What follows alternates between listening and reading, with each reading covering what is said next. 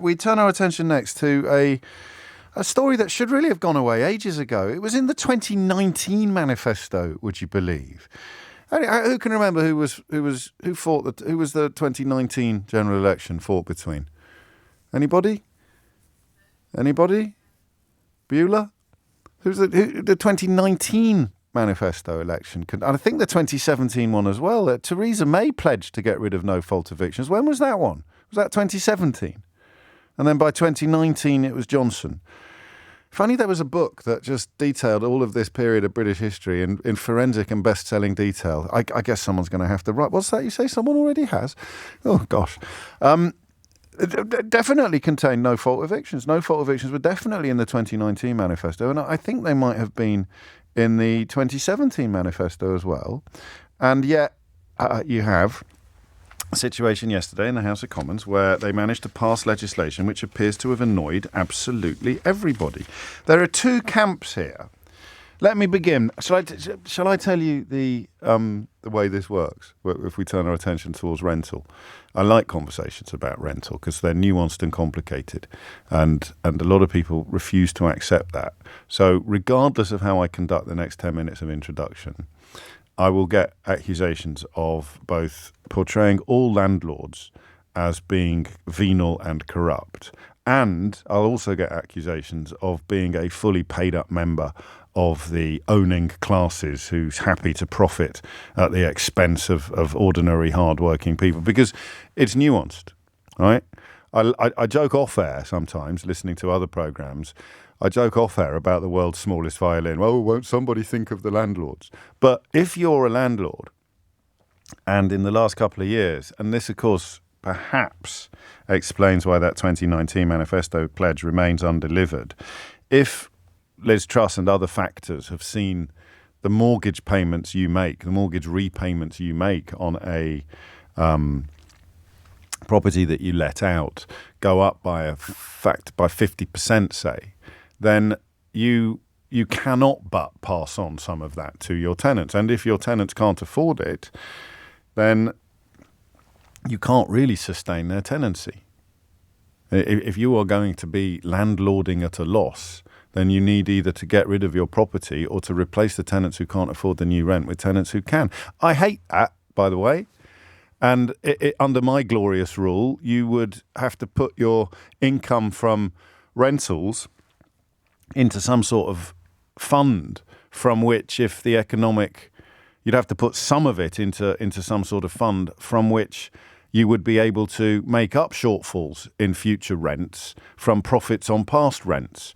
I don't know whether that makes me sound incredibly naive, incredibly stupid, or like some sort of economic visionary, or whether indeed it exists in other countries. But the simple fact that, I can't afford to be a landlord anymore, therefore I'm going to chuck my tenants out onto the street or double their rent, is a brutal consequence of the fact, very simply, that landlords can do that. But lots of landlords are good landlords. Some landlords do either make less money than they otherwise might, or make barely any money at all as a consequence of the economic changes that we've seen in the last few years, and they look after their tenants. I've had all sorts of landlords over the years. Like, I've been a homeowner since I got married, and that's 25 years next year. But before that, I did all sorts of renting. And I did a thing the other day when, I've told you that I've really got into Lime bikes. I went to a house I used to live in Battersea, going back to 1991, 92, a little student house that we had in Battersea. We could only afford it because, well, you don't need to know the grisly details, but my girlfriend at the time's father didn't know that we shared a room. So we had 4 rents, if you like, or 3 rents for 2 bedrooms, or 4 rents for 3 bedrooms. And I went back there just to have a look, and I didn't recognise it at all. I just never gone to that corner of South London since I left for some reason, and I didn't recognise it at all. If I couldn't remember the number, I wouldn't have known which house it was. I didn't realise it was on the end of a row. I'd forgotten it was a maisonette. I'd forgotten that there was we had 2 stories, and there was another 2-story property above us. I'd forgotten that. I'd for some reason, because it had a back garden, I forgot it had another property upstairs. And it's going back, a fair old time, 35 years or something. But the thing I remembered about that property was the precariousness of it. Because one friend moved out And unless we could find someone else to move in, we were going to lose it in at the end of the month. There was no protection. And I know I was only a student and I rented properties. I usually rented rooms from friends after that, after I left college, which is a very different proposition because they owned the property. So, if I was on my uppers, I could take a break and pay back the difference a couple of months later or something like that. But I found the precariousness of it quite significant on the return. And yet that is, compared to being 52, as I am now, and living with the precariousness of a no-fault eviction, as a father, I find that almost unthinkable. And I know how obnoxious that might sound if you don't know that this is coming from a place of empathy and concern, and you think it's coming from a place of ignorance and even criticism. Quite the opposite. I don't think it's unreasonable to expect landlords, to demand that landlords provide degrees of certainty to their tenants. I really don't. And if the price that we have to pay for that is some landlord suffering a bit, that is a price that I can weigh up on one side of the scales against every tenant in the country living with the kind of precariousness that I've just described. And I can conclude with enormous ease that, unfortunate though it is that some landlords may suffer from these sort of legislations, tough, because the alternative is to put everybody who is renting in a position of utterly unfair precariousness. And this is a point so obvious that even Michael Gove could see it.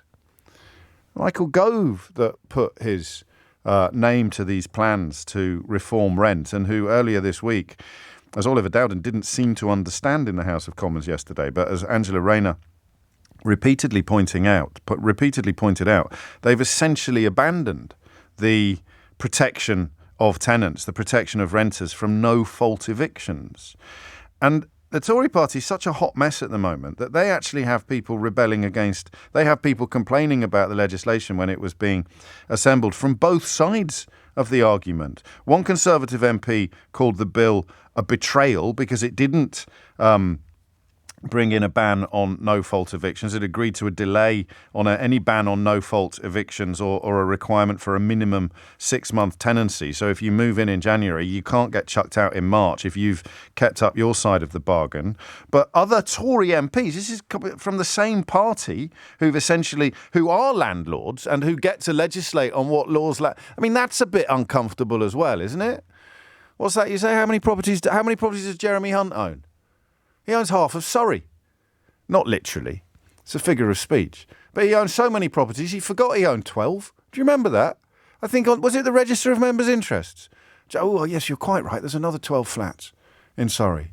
And they're not all going to be as rich as Jeremy Hunt, but all of these landlords on the Tory benches have been agitating against laws designed to make life easier for tenants. There's something really rotten about that, I think. If you're, I don't know, what do you do? Require them to sit it out? I'm afraid if you have a rental property, you're going to have to recuse yourself from this. Or could you argue that they're the ones who should be listened to more because they understand the issues even better? And so on the other side of the Tory party, you've got people complaining that the climb down has not gone far enough. They haven't climbed down far enough. A chap called Anthony Mangnall, who's been leading that faction of Tories, saying that it's going to interfere with property rights and lead to landlords deserting the market. And I thought that was fascinating. He said the consequences of removing fixed-term tenancies is essentially the state turning around and saying to individuals what they can and cannot do with their own properties. To which my response is, yes, that is true. There will be rules governing what you can and cannot do with your own properties if other people live in them. And I don't think that's politically even controversial. It's a certain type of Tory that cannot get their head around the tension here between property ownership and basic humanity.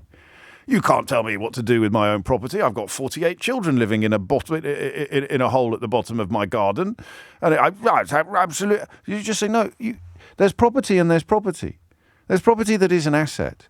And there's property that is somebody else's home. And then there's property that is both an asset and somebody else's home. And if there is somebody else's home, then what is the point of having a society if society does not enact legislation to protect the people living in that home from the potential greed of the person that owns it?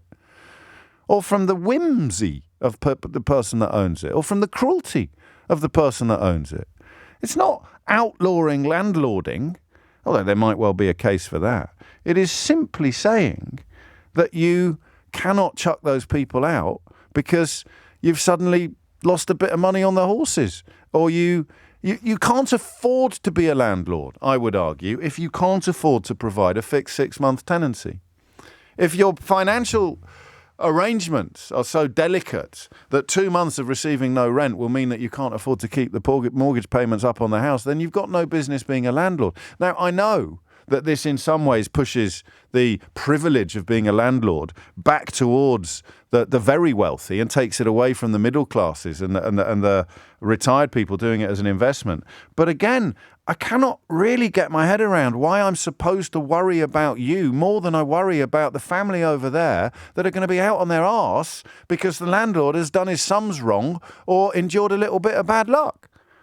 And that seems to be the tension that has riddled the Tory party on this issue. On the one hand, won't somebody think of the landlords? And on the other hand, all I want is a modicum of certainty that my home will be my home for a fixed period of time. So that's the politics of it. Fill your boots, 0345 6060 973. The question I have for you is what it's like to live with precariousness.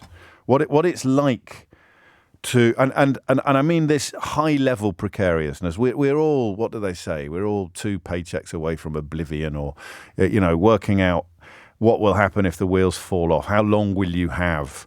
How long will you be able to sustain even a semblance of your current lifestyle if it all goes wrong? I don't mean that. I mean that you're keeping your end of the bargain. You are doing everything right. You are playing the game, and you rent your family home, you rent your property. What is it like to know that you can be turfed out at any point? 0345 6060 973. Because I don't think people like Anthony Mangnall have ever stopped to think about that. Someone just check whether he's a landlord himself, will you? And then let me know. You can WhatsApp 0345 6060 973. I don't think that they even think about, when they make these pompous pronouncements about the state turning around and saying to individuals what they can and cannot do with their own properties. You are turning around and saying to individuals what they can and cannot do with their own home, up to and including staying in it for a fixed period of time, not forever. But you just know that you're safe until June, or you know that you're safe until Christmas, or you know that it's yours until 2025. And these people seem to be resisting that. So what's it like to live with the precariousness? 0345 6060 973. And why should landlords not be forced to accept a ban on no-fault evictions and introduce a requirement for a minimum of 6-month tenancies? If you can't stomach either of those things, then you need to stop eating avocado toast. You need to cancel your Netflix subscription. You need to stop going on so many fancy holidays or going to Glastonbury every year. If you can't afford, as a landlord, to accommodate a ban on no-fault evictions and a requirement for a minimum 6-month tenancy, then you've got no business being a landlord. You should jog on. There's almost certainly stuff I'm missing here, but there's an awful lot I'm not. Hit the numbers now, you will get through. And you will get through on this. 0345 60, because you've got to have proper insights. And I'm not having lazy, I'd sold a house in 1964 kind of stuff. I want to know, A, what it's like to live today with the knowledge that you could be out on your ear any minute now. There's nothing you can do to have certainty or support. But equally, the politics of saying to tenants, tough, and saying to landlords, oh, yes, of course, it's completely unreasonable to expect you. Is there any other business where you can be so bad at it that you can't offer any guarantees to your customers? You're allowed to just sell them something and then take it away from them, or rent them something and take it away from them at any point, at any moment, even if they've paid their dues, even if they've paid their subs, even if they've kept up their end of the bargain. You can just turn around and rip up the contract and wave goodbye whenever you want. It's Victorian. In fact, the more you think about it, the more Dickensian it becomes.